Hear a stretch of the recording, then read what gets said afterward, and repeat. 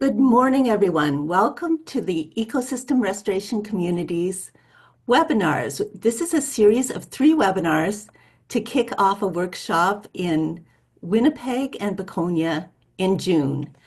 You will automatically be receiving an invitation based on your attendance here today. So thank you for coming. And I'll pass the mic to Paul, who will start off the first talk, Restoring the Earth, Real-World Solutions for Healing the Planet. Excellent. So welcome, everyone. So we're in the various spots around the world. And oh, there we go. So I just want to show you this. Really, the goal of this is kind of introducing some of the teachers. John's here, myself is here, Shirley is here, and we're teachers, and we're going to be making a workshop in Canada on the fundamentals of ecosystem restoration. So more of a hands-on workshop, and ecosystem restoration communities is working with us. There's 2 ecosystem restoration communities in Canada that will be doing that workshop. And so I just want to kind of start and give us kind of a context of where we're trying to go and why we're trying to do this. The planetary boundaries is something that's evolving and coming out again and again, showing us that more and more of our ecosystem boundaries are being gone past. You can see in the middle there, the green circle in the middle, and that is basically our planetary boundaries. And then you can see all these orange areas around the outside: climate change, biodiversity, integrity, land system changes, freshwater change, geochemical flows. Geochemical flows is like nitrogen and the phosphorus, all those that we're putting on our land, and then it goes into the water, and then it goes into the ocean. So it's creating all these imbalances. Land system changes about, we're removing all the native vegetation and we're replacing it with, urbanization and agriculture, different things like that.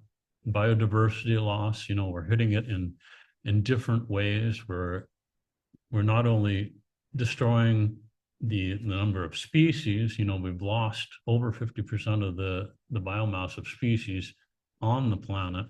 But we're also losing, because we're driving these populations to such low levels, we're losing a huge amount of the genetic diversity. And genetic diversity is the resilience of these communities to bounce back if there's some sort of a disease or some sort of environmental change like climate change. So we're losing that resilience. And so ecosystem restoration is about trying to return that resilience. We've destroyed too much land, we've urbanized too much, we've put too many chemicals into the environment, and now we need to start restoring the earth. We start moving backwards a little bit, because we need to integrate ourselves into nature rather than seeing nature as some sort of an enemy or something that's out there. Starting to realize that we are part of nature as well. And here you can see some of the things that I was talking about. WWF was talking about 5 major threats, land systems change, species overexploitation, invasive species, pollution, climate change. All these things are impacting our ecosystem, and we need to do things to mitigate these changes, reduce the amount of chemicals we're putting into the environment, start restoring some of the land, shifting our agricultural practices to more regenerative practices. Paul, Yeah, what do you have, John? I'm sorry. If you could do something to move the way you have your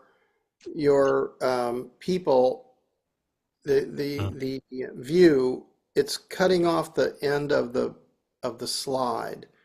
Maybe you could make it, if you go up to the view, you can make it go sideways instead of straight up and down. I I don't know think. how maybe I can get out again and then move you. Okay, There's that better. option, or I can just reduce myself maybe. Yeah. Okay, done. You may be even to be able to How's enlarge that? now. Should be on play. There we go. We Yep. better? Yep. Okay. Excellent. So as I was saying, we have all these impacts that are happening, and the ecosystem restoration movement is about giving something back and starting to restore these processes. So here you can see the Living Planet Index that was put out, and over 50%, only 40% of the species in the world are remaining. You know, all these populations that are being monitored around the world, and not all populations, of course, are being monitored. We don't know all species, but you can see the steep declines from the 1970s.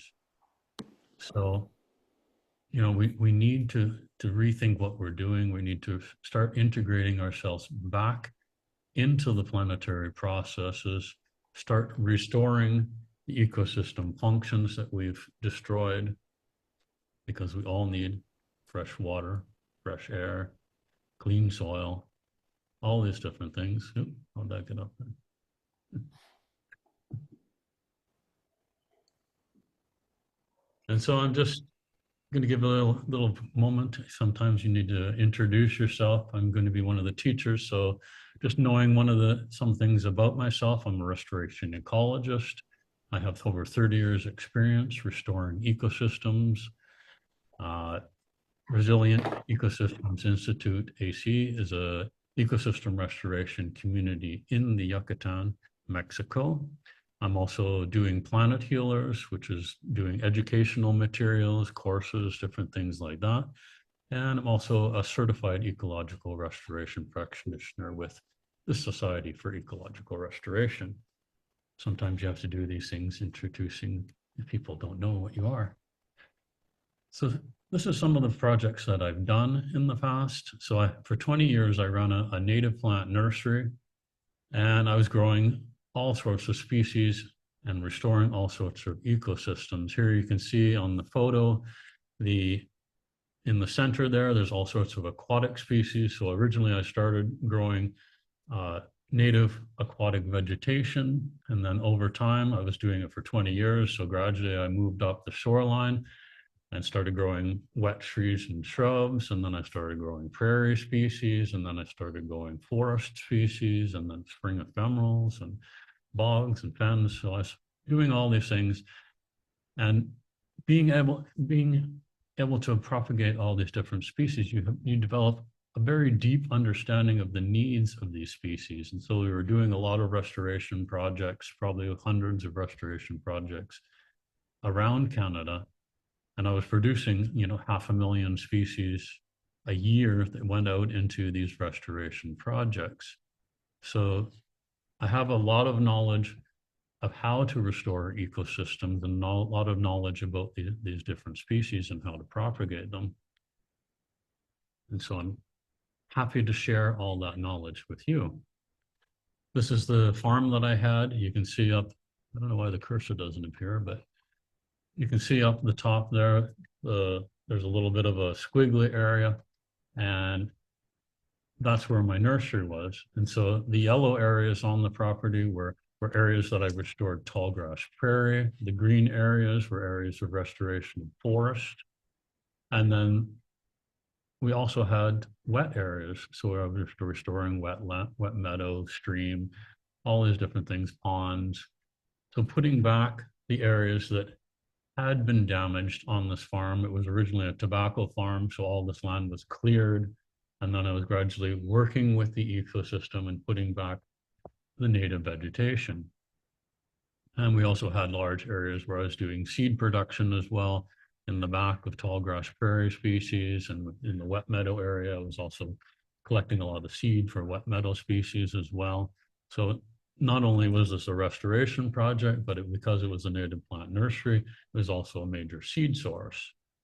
And we also had, like, some of the fields were for growing trees up to a bigger size. Some of the areas were in wildflower seed rows so that we could have larger volumes of seed for doing restoration projects. Another project that I did was urban right-of-way. So this was a large hydro corridor going through the city of Toronto. And the objective was turning this from sod. So this whole thing was in sod underneath these electric lines. So it had very little habitat value. And so we decided we were going to put in meadow. And so underneath these areas were large areas of meadow. And so we went through the whole process. So going through the community involvement, doing environmental impact assessments, getting all that input from the community first, the community buy-in, and then going out and doing all the work, the staging. It was 17 kilometers. It was crossing dozens of different stream systems and different corridors. So it was linking. It was also a long link connecting the east and west of the city. Most of the streams that were going through there, the rivers were going north-south. So it was this linkage that allows wildlife to move from one side of the city to the other. And people were also integrated into that. There was bicycle paths and that sort of thing. So there's all this consideration you need to think about when you're working with people, when you're working with traffic, working with wildlife, and then restoring the ecosystem to the highest level of integrity that you can have. Obviously, this is an ecosystem that's under a hydro corridor. So you have to keep it into a meadow ecosystem rather than allowing it to fully restore into a forest ecosystem, because the forest can't be growing underneath your hydro lines. So this is the project that I'm working on right now. So this is a cattle ranch. And we're doing tropical dry forest restoration. And this is Resilient Ecosystem Institute in the Yucatan. And you can see large areas. I wish this cursor would work, but large areas were cleared. The whole forest was actually cleared for cattle ranching. And this is a little bit later where you can see the front was still open. I guess it was too much area to maintain, so they were only maintaining the front area. But initially, we were restoring the back, and so the back half had more trees that were at a slightly later stage. There was more diversity, so initially we've been focusing on restoring the back half of the property.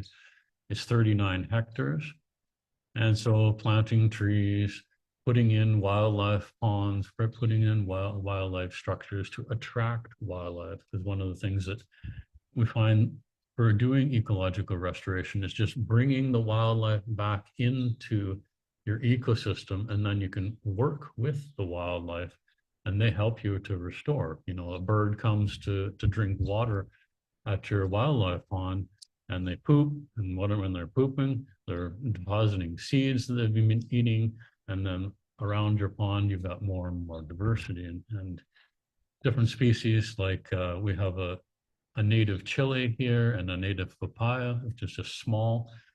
But once you attract the wildlife in, now that we only had a couple of those plants near the house is in the middle there where it says Resilient Ecosystems Institute. And now the birds have spread those few plants that we planted all over the property. So just allowing the wildlife to make that contribution and working with nature is really important. And you can see, so this is what the property looks like. Now it's in the dry season. I couldn't find a green season picture, but you can see that the vegetation has changed. It's slowly regenerating. We're kind of kickstarting the system, putting in native species. Certain species are here, and they're regrowing from the vegetation. But one of the things that we found was that in the front area, where the area was completely cleared, the pioneer species were coming in, but because the cattle had been there for so long, that the older species, the next cereal stage in the regeneration, didn't come up. And so we have these pioneer species that grow up, nitrogen fishing species, and they grew up, but now they're starting to die back.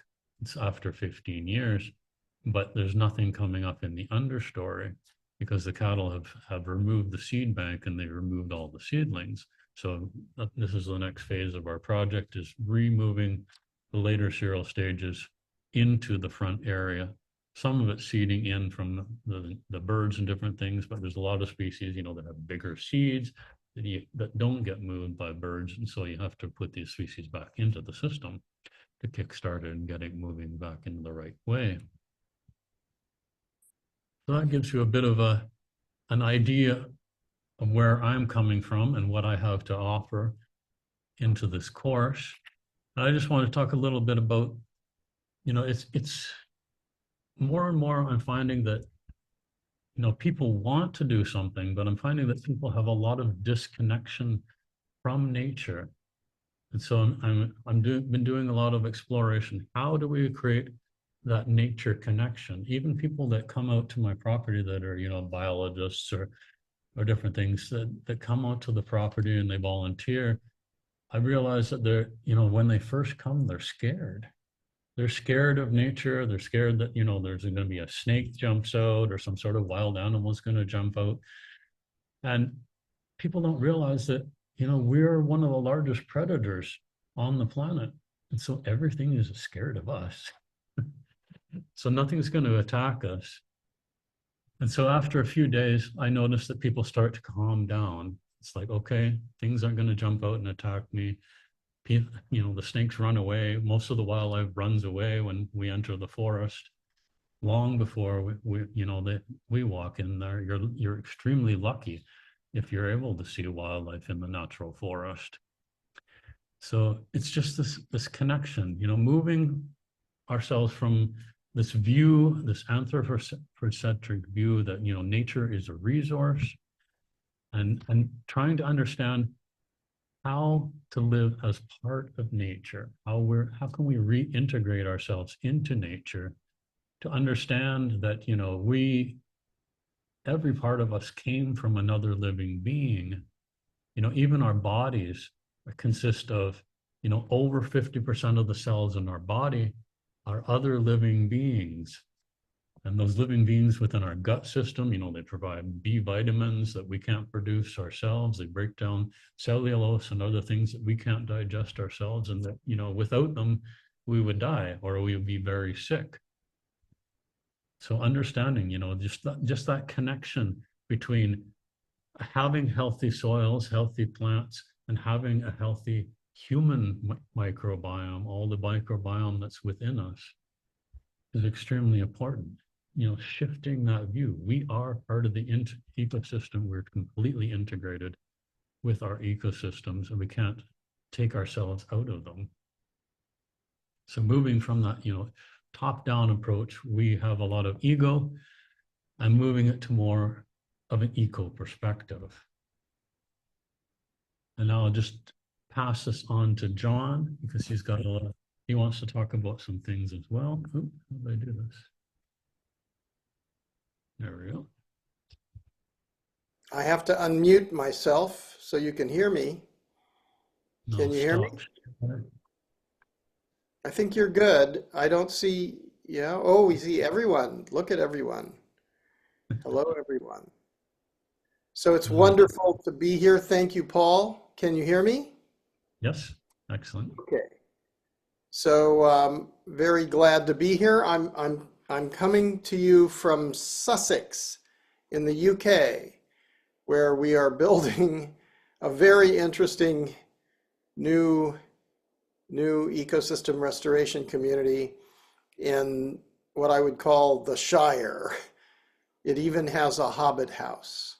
So when you want to come and visit the hobbits, it's here. It's a little bit bigger, and I'm going to share my screen to show you some things here. That's not the one I want. I think it's this one, isn't it? And so can you see that? Anybody? Yeah, okay. Okay. And is it full screen for you? Yes? All right. And I guess I'm going to also become tiny for myself, or maybe I'll be a little box for me. So it's lovely to see you all, and I'm going to start this in motion. So it's going to take me 14 minutes after after this button is pushed. So if we go back 3 billion plus years ago, so it's 3.8 billion years ago, evolution began. Before that, the Earth was forming for about 4.56 billion years ago. But when evolution started, we had a great deal of microbial development and then fungal development as well.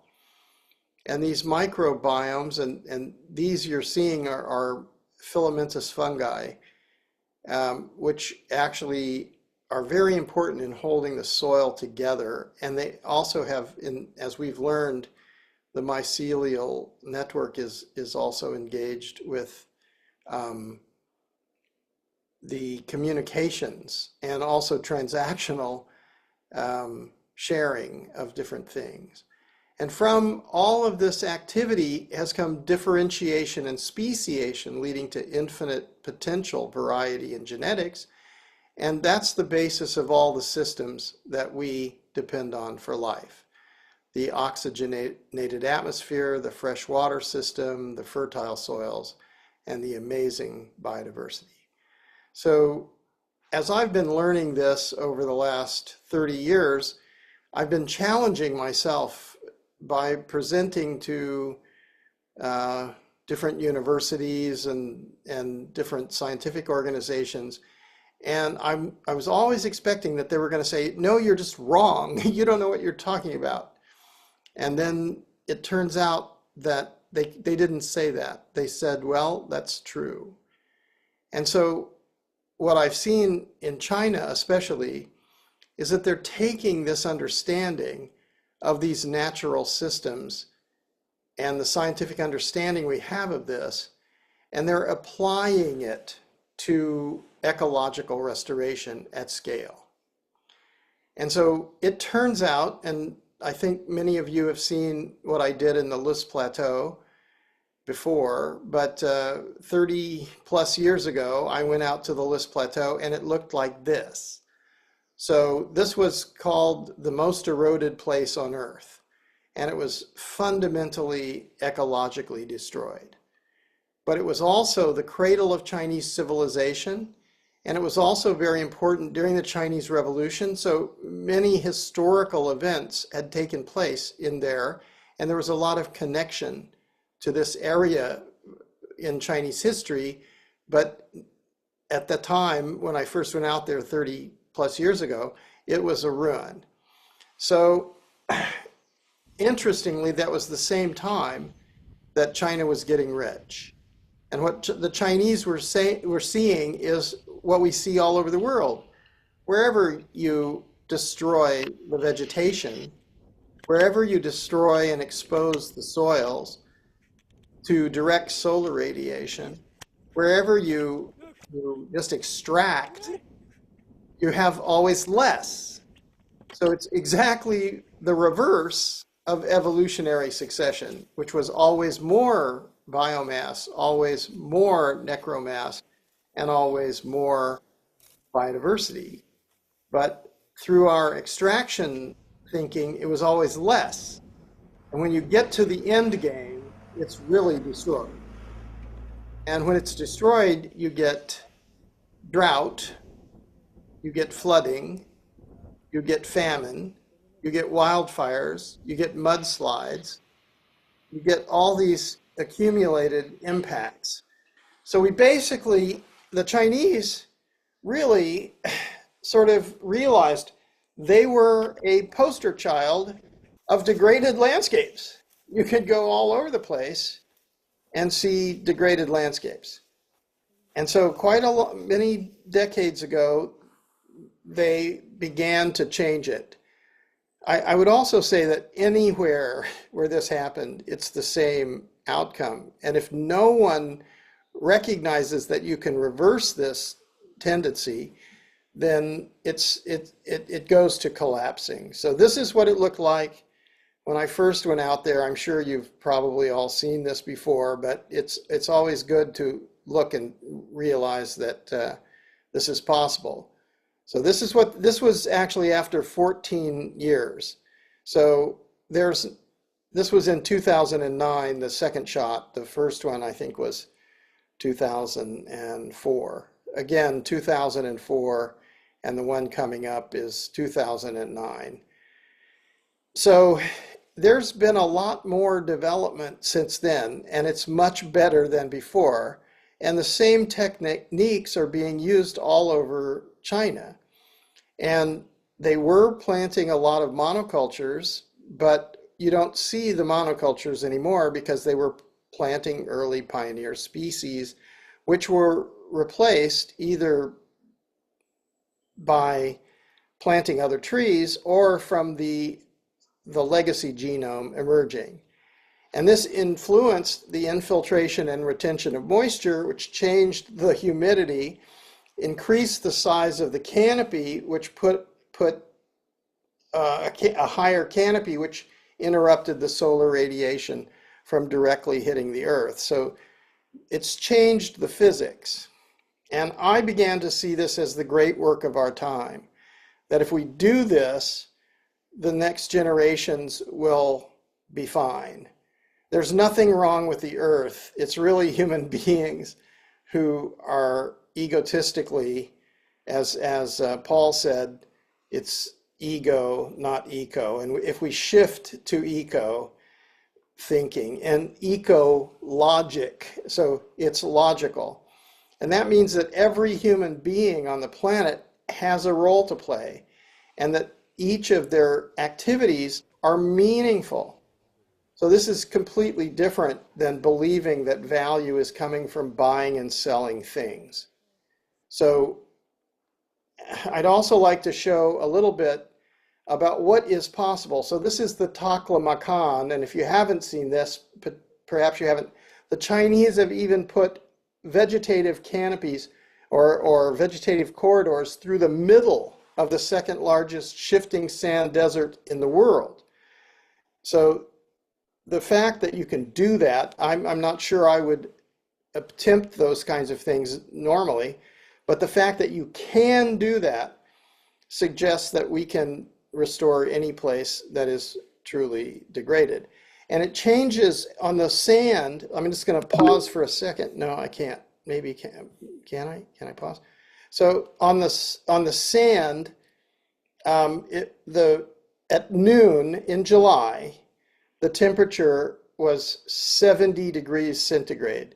And below this artificial vegetative canopy that they built, the temperature was 25 degrees centigrade. That's 45 degrees centigrade difference. Now this is a simple thing that they were doing at that time, just planting straw. They weren't planting seeds, they were planting straw, and any moisture, dew point or anything that would go down those straws and begin to deteriorate the organic material.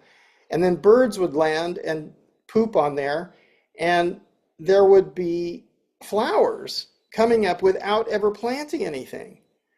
And so you could theoretically do these kinds of things over vast areas and have a result. But it turns out it's our understanding and our intention that makes this happen. If we don't understand it, if we don't do it, then it won't happen. And this is compost being made in Sweden at the highest level of biodynamic care, and it's just beautiful. And this can be done very rapidly and very well. And we know how to do these kinds of things, and if we get everyone engaged in it, then it's going to create more value than what's happening in our economies, where we're trying to use fuels from fossils, or we're trying to buy and sell things and saying that the things that we buy and sell are super important. These are nursery systems. When I showed this kind of thing to Africans, they were saying, well, that's a forest. And I said, no, that's the nursery. You plant those out later, and then you're building a forest. And so if we, in our ecosystem restoration communities, build these kinds of facilities, then and learn how to do it. And if we as communities, through volunteerism, through entrepreneurialism, we plant trees, we're going to have an enormous result. And that result is going to give everyone who wants it something important to do. And in doing what's important, they're going to have huge benefits to their lives. It's a little bit about understanding the responsibility and understanding the risk and understanding the reward. So we all have the responsibility. We all have to shoulder part of the risk, and we all have to benefit from the reward that's happening. And as I look at the geopolitical situation, I'm very concerned with the way things are going. And I think that the ecosystem restoration communities may have another task besides just ecology. It may be that we need to protect very much the communities, and the way to do that is to control the water, to have access to water for everyone, to have access to clean water for everyone, to take care and steward the soils, and to steward the vegetation and the biodiversity. So there's quite a lot of work to do there. And besides the kind of amazing things that are going on in which we've seen in the earlier parts, the Chinese are doing even more. So I really would like to bring some of you over to China and share some of the things which are happening there too. And I'm going to show you one or two things after this. We have to do this on a planetary scale, but we have to do it locally, hyper-locally, everywhere. And when we do, we're going to get what we need. Now, this is going to go very fast unless I slow it down, but I can make this available to everybody. These are projects. There are over 250 of these projects that have already taken place in China. They're at urban scale. I'm going to try to, I can't take it going that fast. I'm going to try to slow it down. But if you understand that we can make constructed wetlands from areas where there are massively compacted or hardened infrastructure, and that not only is this useful, it actually it's functional, and it's quite beautiful, and this is what's happening to Chinese cities. So when you are walking through a city and it's desperately hot and there's fast winds, you have a heat sink and a wind tunnel.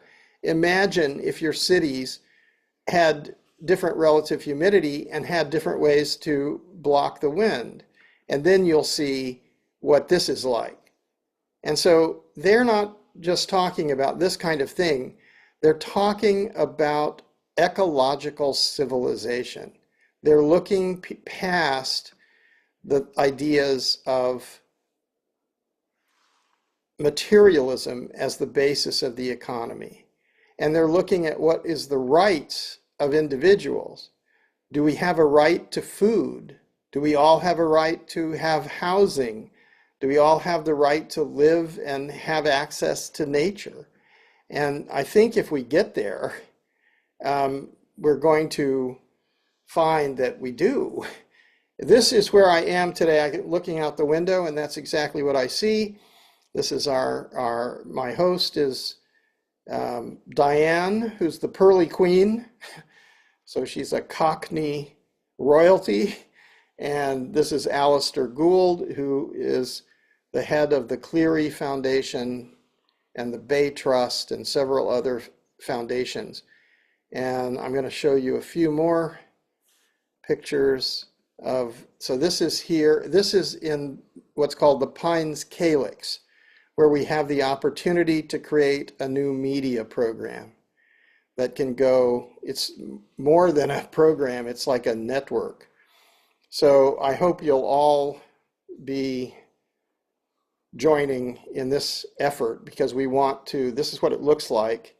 It's from the outside, it's a Catalan vaulted natural buildings. So it's quite beautiful. And surrounding it is 10 acres of botanical sanctuary. So it's truly a lovely thing. And there's another 86 acres connected to, or not contingent or contiguous, but nearby. So thank you so much for listening to me. And I think we should use as much time if we can, if whatever we have left, to talk with one another. And thank you for listening to me. Did I get rid of that? John, thank you. Great.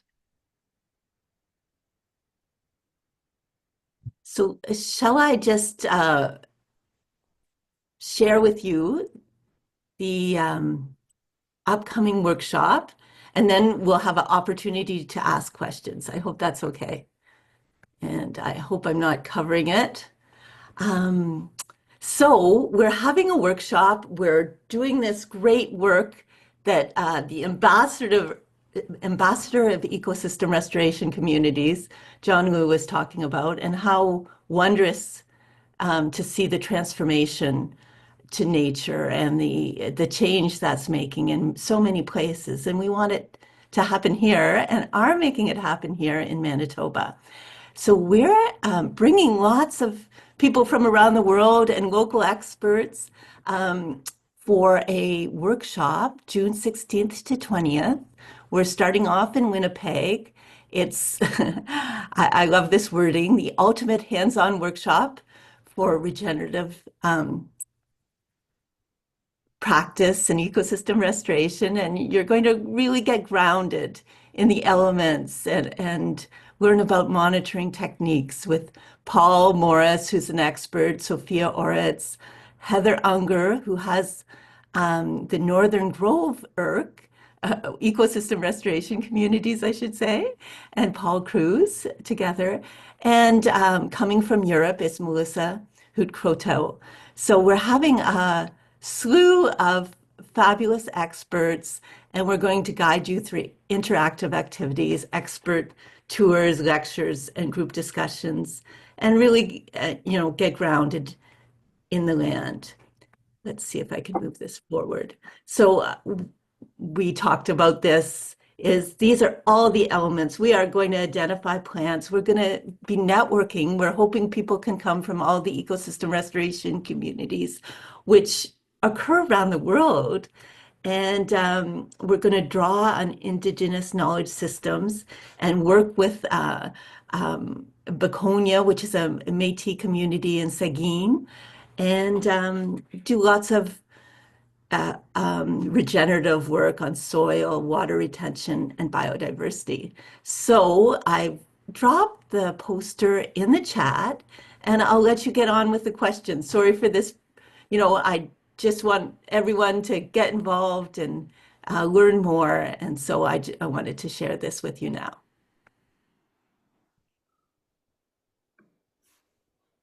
Excellent. Thank you, Shirley. John, And there was so, a question. Oh. Curious Tinka, about yeah, I see it. So Tinka, are you here? Yes, I'm here. What would you like to know? I'm just curious what it is and what it entails. Well, this particular emerging community has quite a lot of resources, and it recently had a so their main income here was from fishing, if you can imagine it. It sort of looks like a poem from I don't, some ancient British poet rowing a boat through here, it's Women in Love or something. And then they had a pollution episode where a neighbor, someone bought a farm and started dumping toxic substances, and it killed all the fish. So we're in the process of developing a constructed wetlands similar to what I showed you from the Chinese perspective, to clean the water continuously and be able to monitor it continuously and ensure that the place the water is clean. And we realized that this is not a local problem. This is a big problem all over the UK.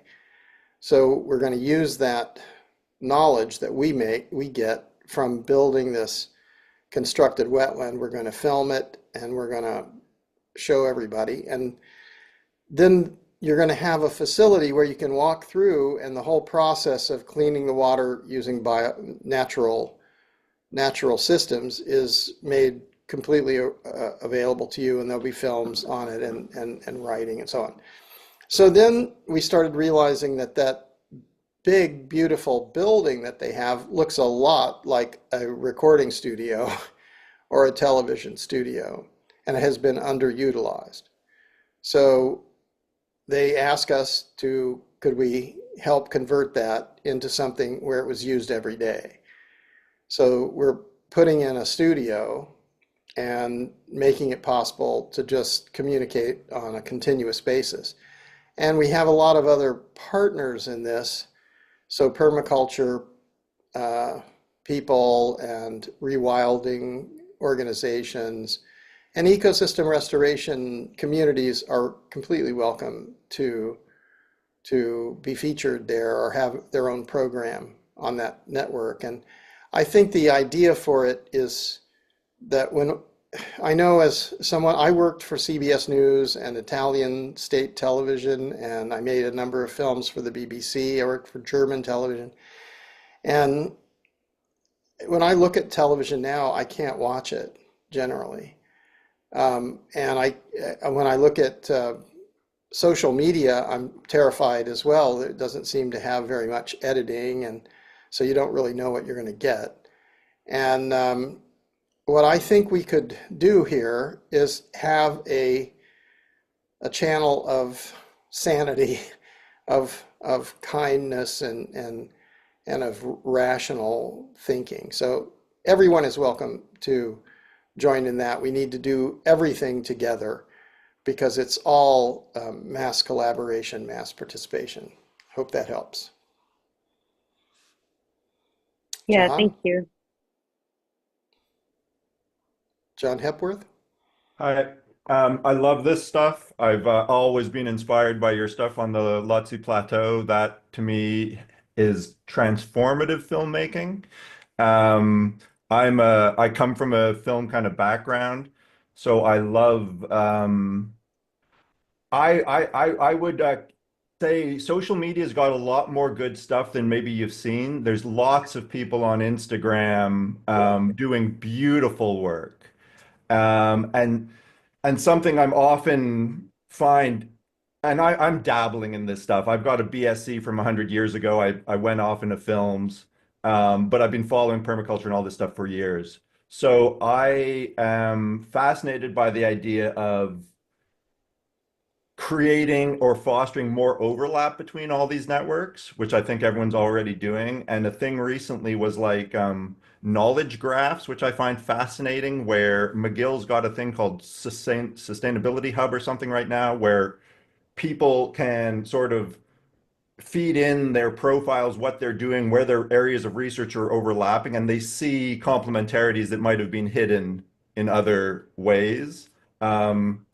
And I've also been just reading about Will Ruddick's work with grassroots economics and this notion of commitment sharing, because a network effect, I'm really fascinated by the social engineering that's possible and unlocking what the opportunities might be where one organization might have a bunch of hydrological engineers, another organization might have a lot of graphic designers, and we really so need both.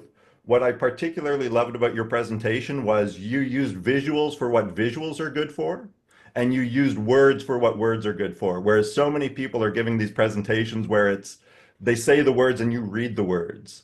Anyway, I'm rambling and I'll let it go, but thank you so much for this. And I just love the idea of kind of people sharing what they are good at and what they can potentially contribute to other people's projects, and that notion of kind of circularity, which is so fascinating. Thank you. Well, thank you very much. It's very kind. And I'm going to put my contact information into the chat. Anybody wants to contact me, please do.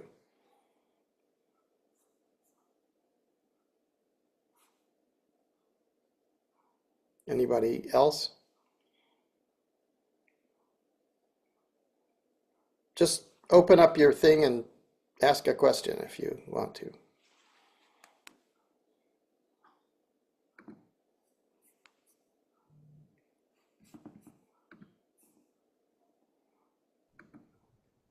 Did we talk you all into submission? What happened?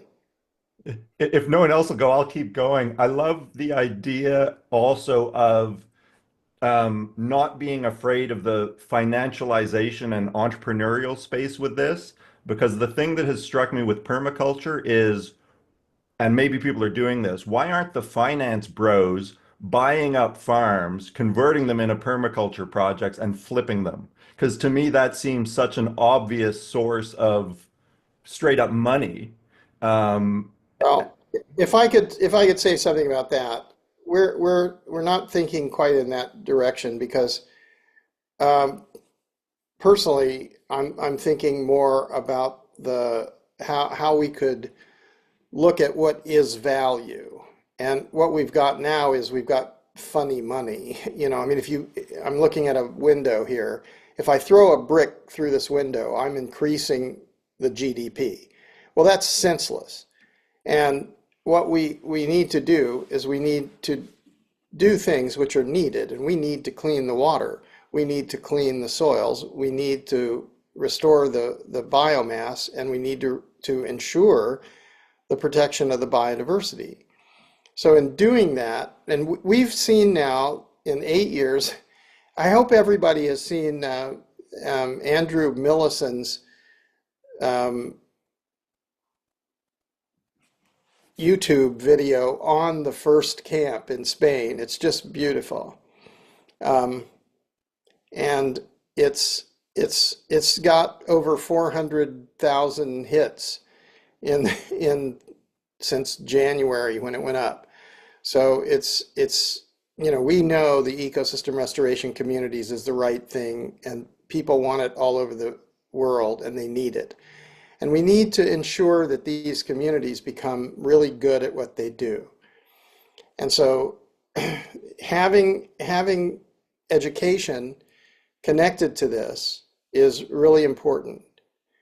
And that's another thing which the Pines Calyx, this beautiful facility in Kent, can contribute to, because it seems that if we create logical, compassionate, kind, and informative and truthful, scientifically accurate, nature-based films that show how you do this, and we connect that to entrepreneurialism, not in the sense that we're going to make money as individuals and outcompete others, but we're going to use the creativity and intelligence and collective capital to do what's best for everyone and for the earth.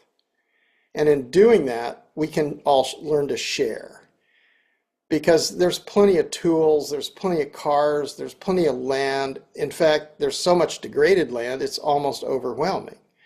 So if we just say, all right, we're going to do this, we're not going to buy this, we're not going to sell this. Interestingly, to be in the UK, because I was in Dubai for one COP ago. Well, not the last one, but the one before. And Charles, the King of England, said, people don't own the earth. And I thought, wow, Charlie, good on you, mate, but actually, it sounded to me like a little bit like Thomas Jefferson saying, we hold these truths to be self-evident, that all men, you'll notice he said men, are created equal and have certain inalienable rights, including the right to life, liberty, and the pursuit of happiness. And I would have to say, all right, that's a wonderful thing to say.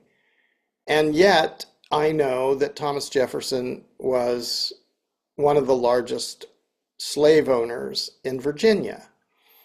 So this is a bit hypocritical. Charles is one of the biggest landowners, although I think it's devolved to his son, William, and the Duchy of Cornwall is now the largest landowner in the UK. So, if you think about this, everyone should have the right to life. Everyone should have the right to food. Everyone should have the right to have a place to sleep. I mean, when did, who thought of this idea that, like you don't have the right to sleep or to eat? This is crazy. So we really need to tell the truth about these things, because the longer we hold these kinds of irrational things and they become baked into our civilization, the more corrupt our civilization becomes. And, we just need to the indigenous people have known this forever. And this is being spread, has been spread by colonization and genocide and slavery and mercantilism for hundreds of years.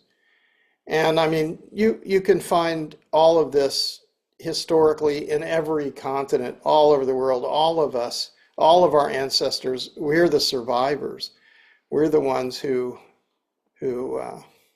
survived this horror. But all of us need to realize that we're all indigenous to the earth. And whatever happened in the past, we really can't go back and not make it happen. But we are determining what's happening in the future. So this is our moment to do what needs to be done. And if we fail to do what needs to be done at this time, it's a tragedy. So we need to breathe deeply, embrace each other, and realize that we're going to determine the quality of life for all life, not just all humans, but all life in the future. And we have this opportunity because civilization is collapsing. And if you don't think it's collapsing, look at the data. We saw Johan Rockström's work with the planetary boundaries. It's very well documented. But that's an analog. Look at the fires. Look at the storm surges that are taking out cities. Look at tsunamis. Look at anything that you want to, and you're going to find we're in trouble. So the need for ecosystem restoration communities is not small, and it's not simply to increase the amount of organic gardening or something. It's really to ensure that people can control the water and the soil and the vegetation and protect the biodiversity going forward. Because if things in the civilization break down, nothing else will matter. Your survival will depend on access to water and food and soil and biodiversity. So I'm getting into a rant. I'd better stop. I have a question. I posted in the chat, but yeah, it's basically it's based on this whole question of how do we shift the view from seeing nature as only resource to one where we are part of nature, and basically the power of transformative media, but also in today's digital landscape that we are in. Like, what do you see as opportunities to kind of maximize this use of media and storytelling and distribution of it to create this movement or this kind of revolution, so to say?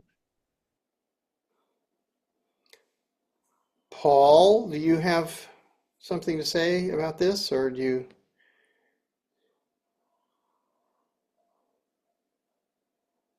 You are muted, Paul, if you're trying to talk.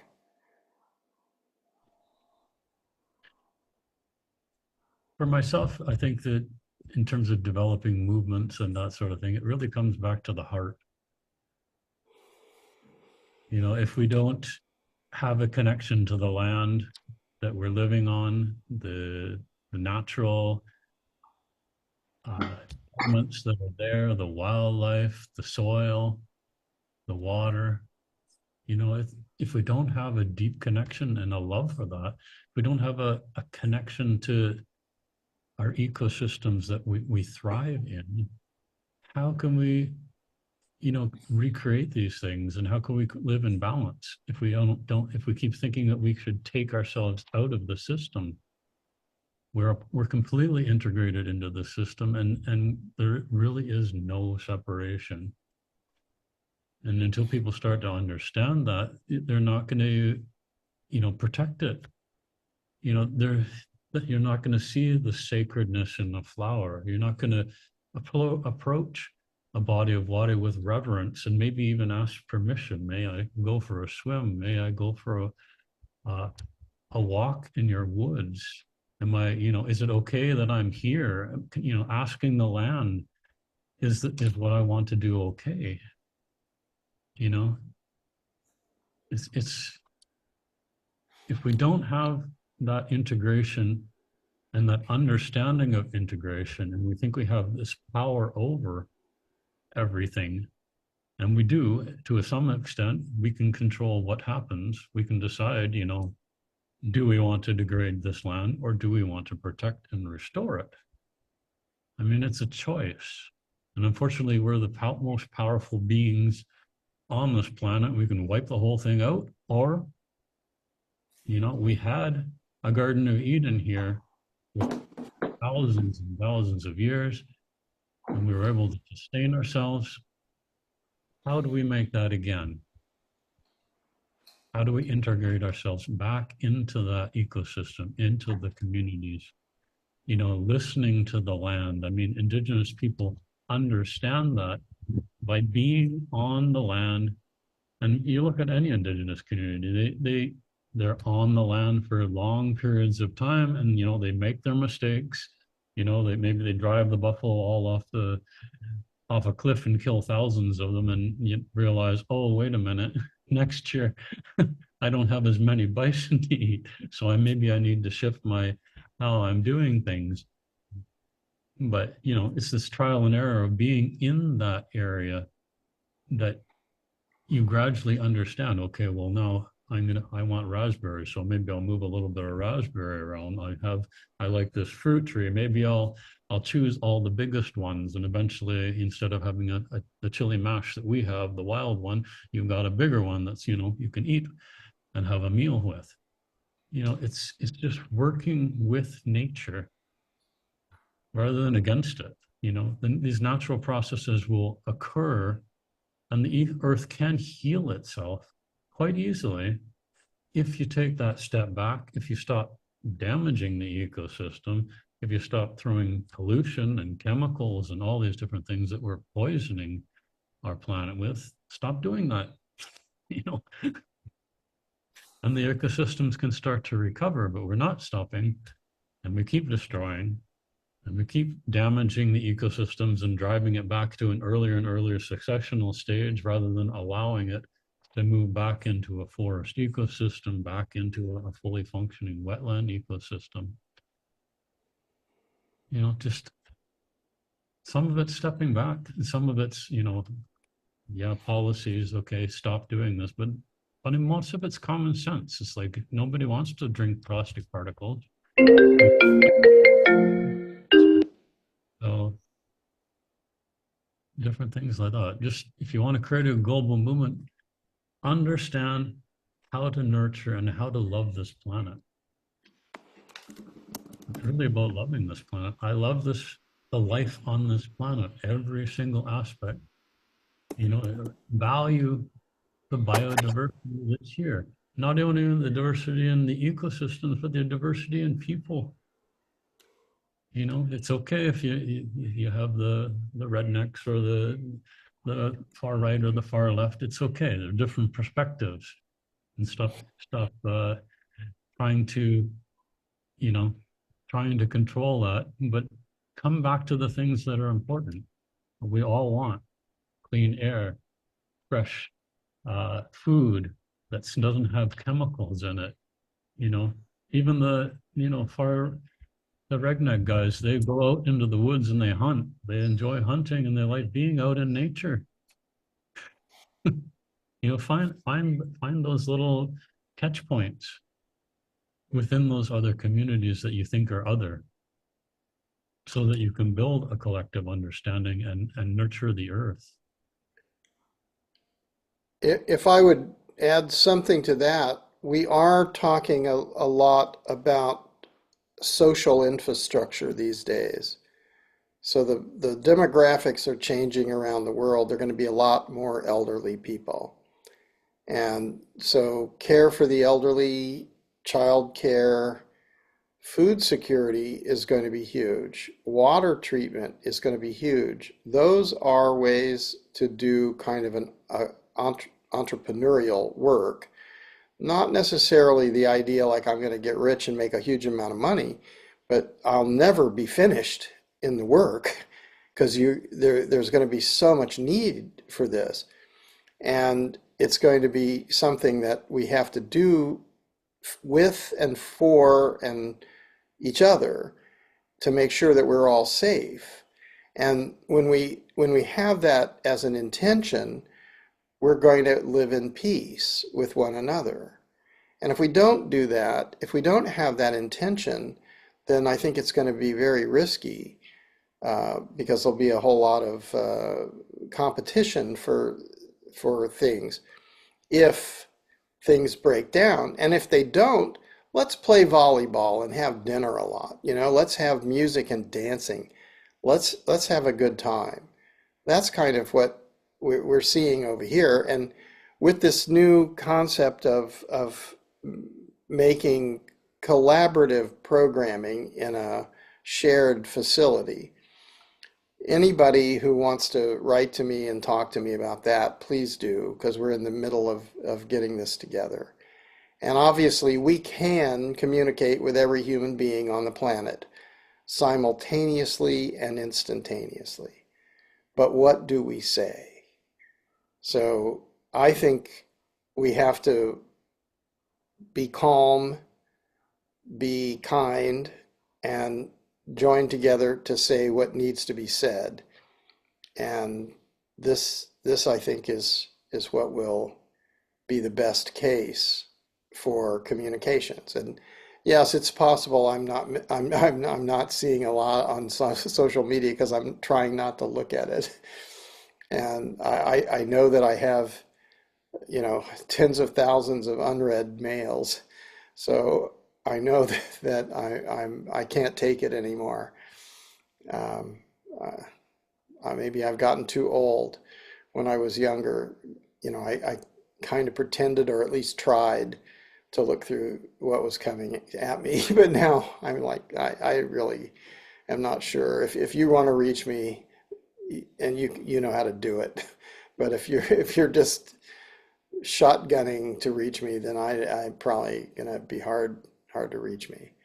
But if you want to find me, it's not difficult to find me. So do if you wish, and I think we're going to have a lot of food programming. I think we're going to have a lot of music programming, and I think we're going to have a lot of rational conversation with scientists and with spiritual people in spiritual movements and religions and yeah. So I think I'm going to have to go now, though. Thank you so much. So I'll just end with a thanks. This is really a caring community, and it's really reaching out to people. I think it's so important at this time to make these changes. And thank you so much, Paul and John, for joining. I just want to briefly mention there will be another webinar. We will have 2 more webinars. And the next webinar is When Life Springs Up, Where We Tread, Partnering with Soil Biology in Ecosystem Restoration with Heather Unger from Northern Grove and Paul Cruz. So they will join us on April 29th. And then we'll have another with myself and Stuart Hill, and hopefully John can join that as well. So thank you so much, everyone, for coming. And we look forward to more communication, more dialogue, and more opportunities to do this real important work. Thank you.